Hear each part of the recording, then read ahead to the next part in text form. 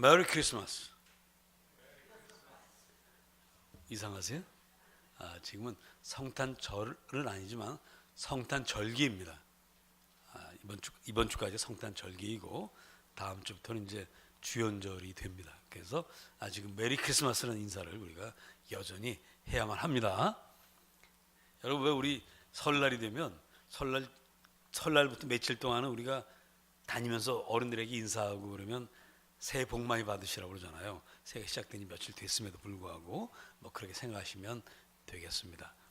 이번엔 옆에 분들과 메리 크리스마스 합니다. 시작. 김성희 집사님 뒤에서 메리 크리스마스 했잖아. 자, 우리 마리아와 요셉은 아이 예수를 낳아서 기르는 것이 첫 번 경험입니다. 제가 첫 아이를 낳아서 기를 때 이 목욕시킬 때마다 싸워요. 물이 뜨겁다, 미지근하다. 나는 이제 물이 다 됐다. 이렇게 뜨거우면 어떡하냐 하고 이제 막 다투게 됩니다. 참 소소한 걸로 많이 다툽니다. 아이를 처음 길러보기 때문에. 또 그 아이 기르는 것에 대해서 훈수 두는 분들이 참 많아요. 이분은 이렇게 이야기하고 저분은 저렇게 이야기하고 도대체가 이게 어디를 따라야 될지 참 모를 때가 많습니다. 그렇게 아이를 길러갑니다. 마리아와 요셉도 똑같습니다. 아이를 길러가면서 둘이 서로 다투고 이거다 저거다 그러면서 키웁니다. 그런데 한 가지만은 항상 같았어요. 그건 뭐냐? 하나님의 말씀대로 살아야 된다. 율법대로 살아야 된다.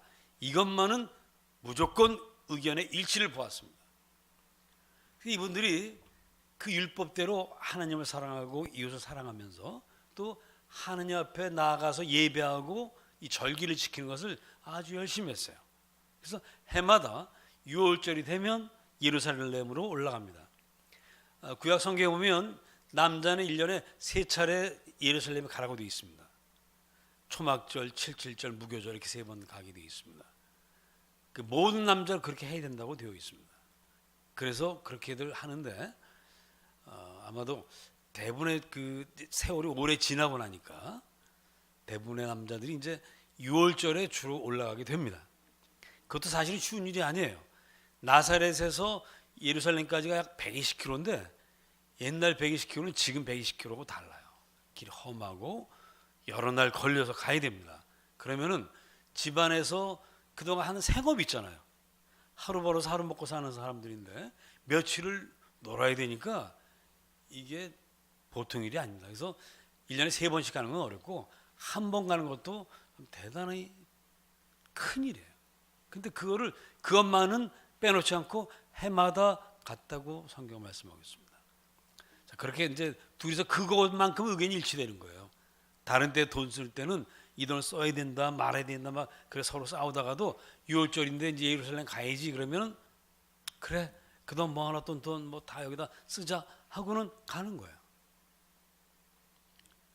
자, 이제 어느 날 그날은 보통 날이 아니었습니다. 왜냐하면 아들 예수가 12살이 되던 해 6월절이 또 왔어요.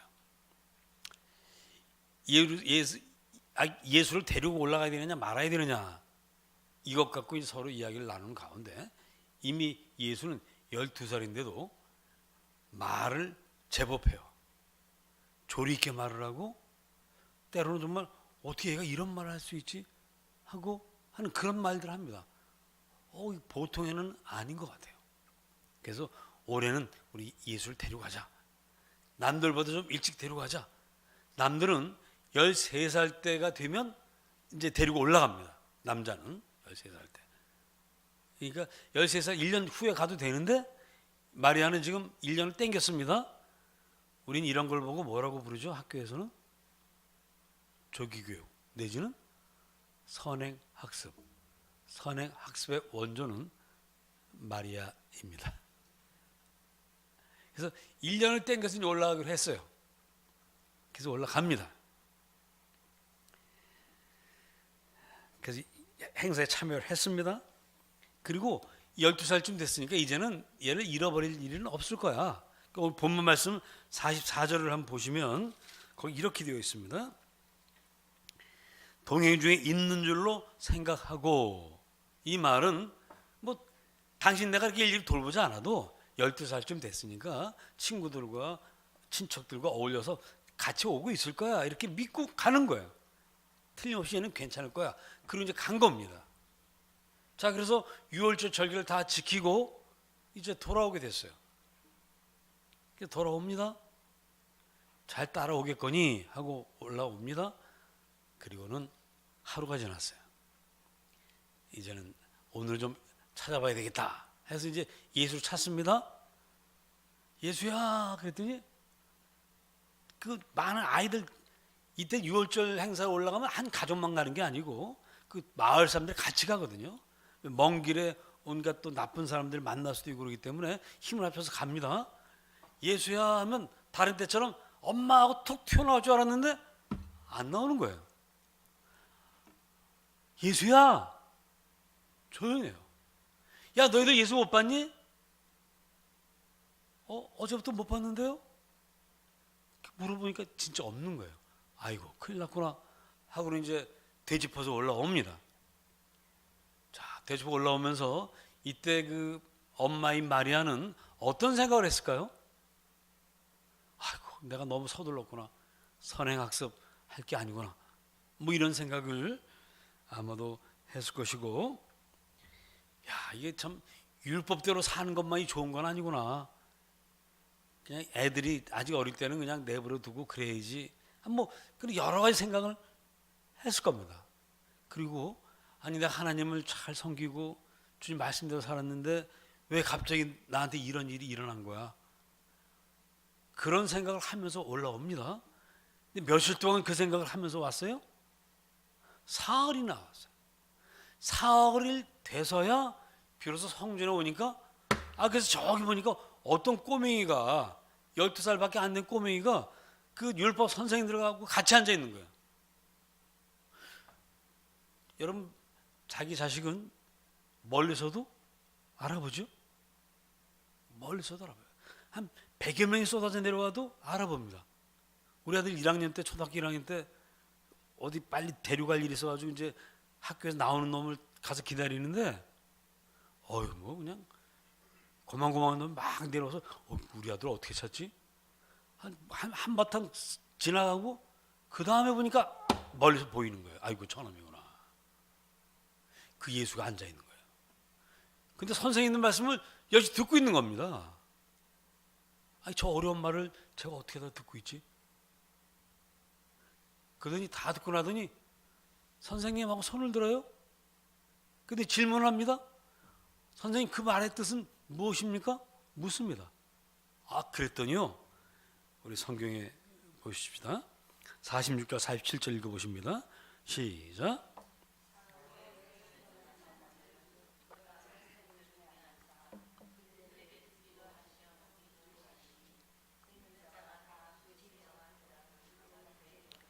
예. 그 지혜, 그 아이가 알아듣는 것만으로도 신기하거든요. 근데 질문을 하는데 선생님들도 미처 생각하지 못한 질문을 하는 거예요.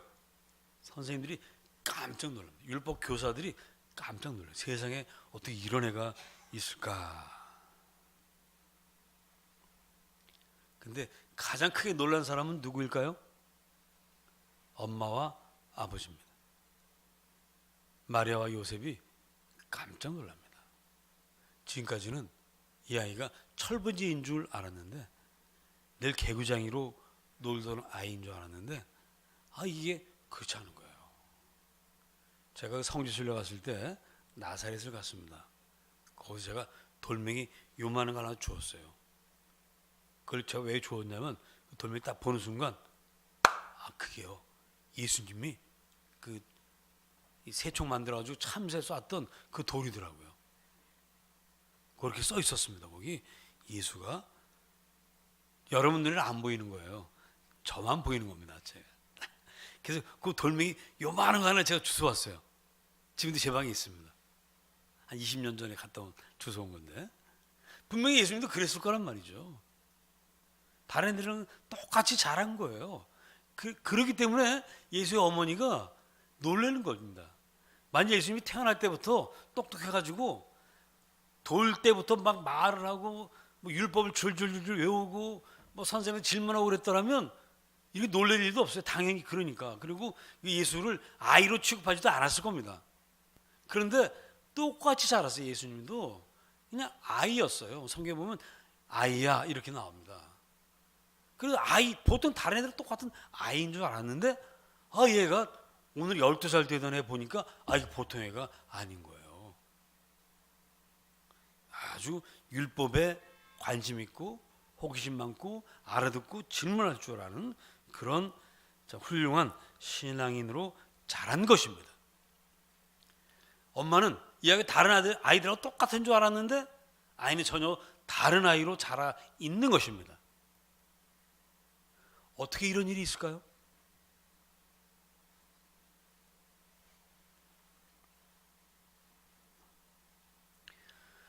여러분, 자식은 누구를 닮습니까?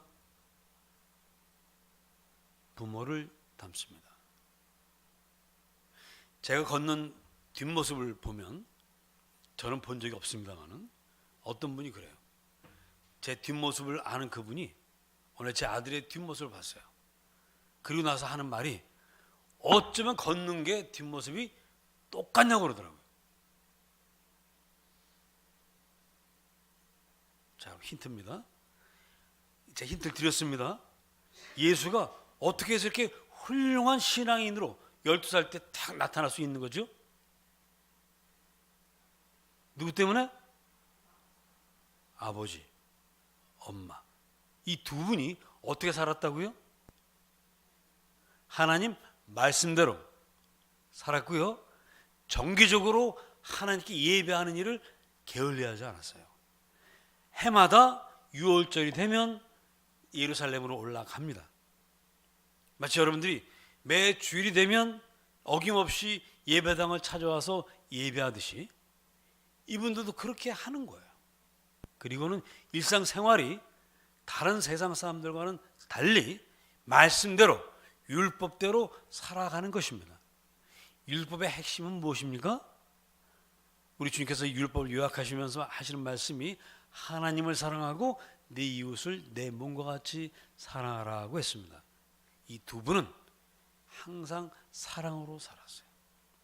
일상생활은 하나님 말씀대로 사랑으로 살고 신앙생활은 매해 6월절날 예루살렘으로 갔습니다.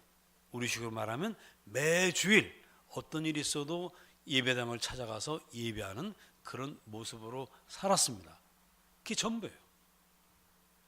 아이를 데려다 놓고 뭐 일일이 가르치고 이렇게 해라 저렇게 해라, 물론 그런 일도 있었겠습니다만, 그러나 부모가 전혀 보는 보이지 아니하고 말로만 가르치면 그 아이는 제대로 갑니까? 옆길로 갑니까? 옆길로 갑니다. 부모의 신앙이 정말 좋다면 아이들도 부모를 따라가게 되어 있습니다.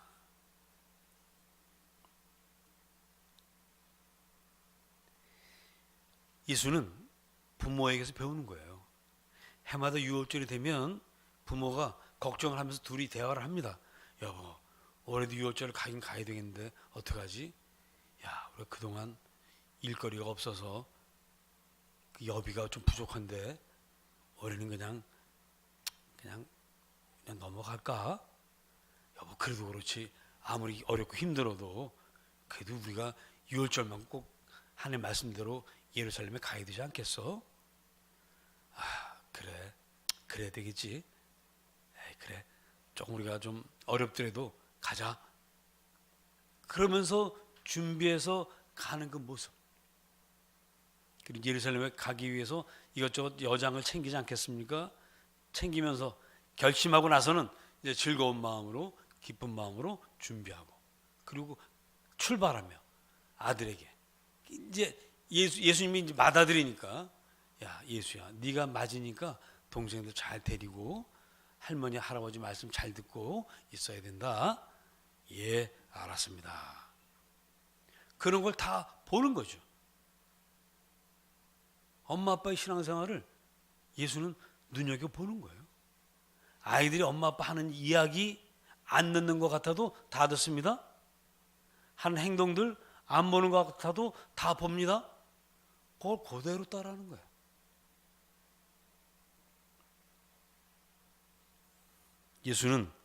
아이 예수는 깨닫습니다.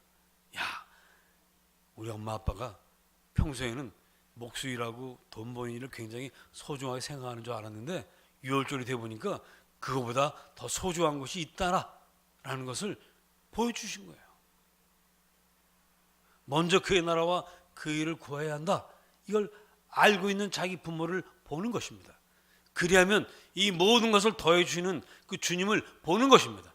그래서 엄마 아빠가 6월절에 갔다 오고 나면 가기 전에는 일거리가 없어서 힘들고 어려워했던 그 살림살이가 6월절에 갔다 오고 나면 풀리는 거예요. 그런 것들을 보는 것입니다. 그게 바로 신앙교육입니다.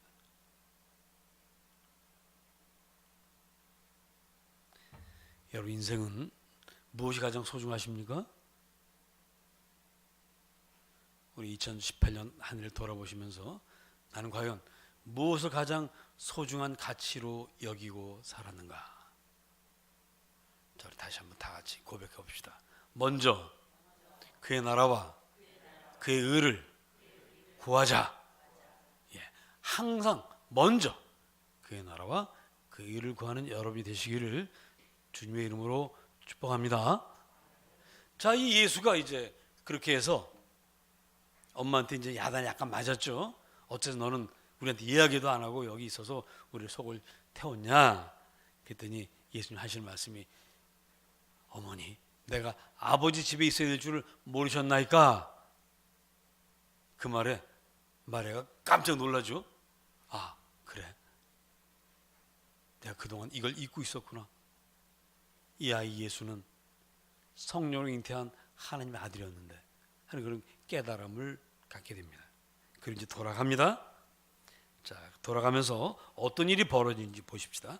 51절, 52절 다 같이 읽어보십니다. 시작.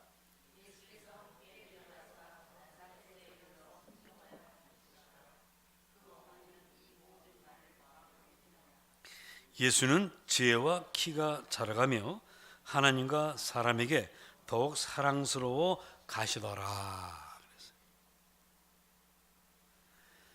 모든 어머니들이 자식에게 바라는 게 있다면 무엇이겠습니까? 지혜와 키가 자라는 거죠. 지혜와 키가 자라는 거예요. 하나님의 말씀대로 살고 율법의 규례대로 유월절 지키기를 정기적으로 하나님 앞에 가는 것을 생명처럼 여기고 소중히 여기며 살아가는 그 요셉과 마리아, 매주일 주님 앞에 나와서 예배하는 것을 여러분 인생의 가장 소중한 것으로 삼으시고 주님 말씀대로 살려고 애를 쓰는 여러분들을 보는 여러분의 자녀들이 이 지혜와 키가 자라갈 줄로 믿습니다. 그리고 하나님과 사람에게 사랑스러워가는 그런 아이로 자라게 될 줄로 믿습니다. 요즘 사람들 오해하는 것 중에 하나가 혼자 돈 잘 벌 수 있는 능력이 있어서 혼자만 잘 살면 되지. 절대 그렇지 않죠? 아무리 재산이 많아도 혼자는 불행합니다. 사람과 하나님에게 사랑스럽게 모든 사람들과 더불어 함께 살아가는 인생이 그게 바로 진짜 행복인 겁니다. 아이 예수는 엄마를 따라서 아버지를 따라서 신앙생활을 열심히 해서 훌륭한 신앙이 되고 나니까 하나님께서 지혜를 자라게 하시고 키가 자라게 하시는 것입니다. 여러분도 지혜와 키가 날마다 자라가시기를 축복합니다. 아멘. 왜 안 하세요? 이 키가 더 자라면 어떡하나? 걱정되셔서 그러죠? 자, 우선 지혜를 보십시다. 지혜라고 하는 게 뭡니까? 여러분 주보에 제가 실어놨습니다. 한번 보십시다. 다 아는 얘기입니다. 5페이지, 주보 5페이지. 위에서 한 8째 줄 정도. 여러분도 지혜와 키가 자라가길 축복합니다. 자, 그 다음 구절 같이 읽습니다. 시작.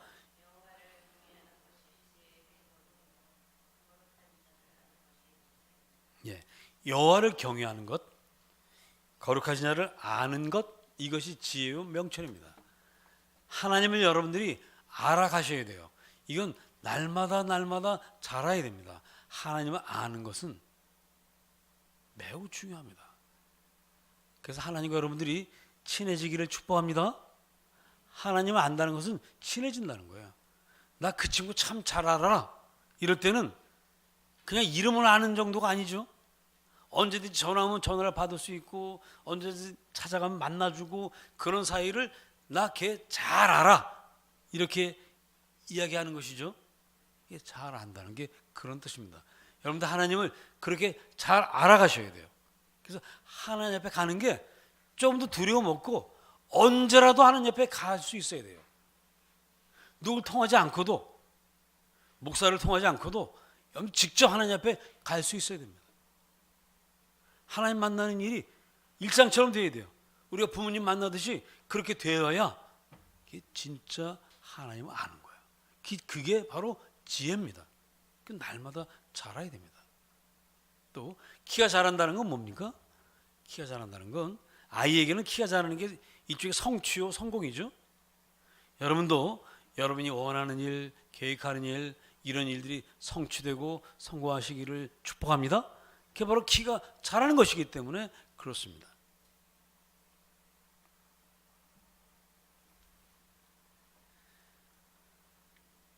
이 순서를 여러분들 바꾸시면 안 됩니다. 지혜가 자라고 그 다음에 키가 자라야 됩니다. 뒤집혀서 키가 자라고 지혜는 안 자라면 문제가 되는 거예요. 인생에 성공하고 성취하는 것들 중요합니다. 그러나 그보다 더 중요한 것은 매주일 정기적으로 주님 앞에 나와서 예배하고 하나님을 알아가는 것입니다. 이걸 잘 하셔야 됩니다. 2018년에 그렇게들 잘들 하셨는데 내년에도 매주일 예배드리는 일 정말 더 힘써 승리하시기를 축복합니다. 먼저 그 나라와 그 일을 구하시면서 여러분 인생도 그렇게 성취하고 키가 자라듯이 성공해 나가는 복된 인생들 되시고요. 여러분 자녀들에게 여러분들이 그 신앙의 본을 잘 보이셔서 온 가족이 축복받게 되기를 또한 주의 이름으로 축복합니다. 기도합시다.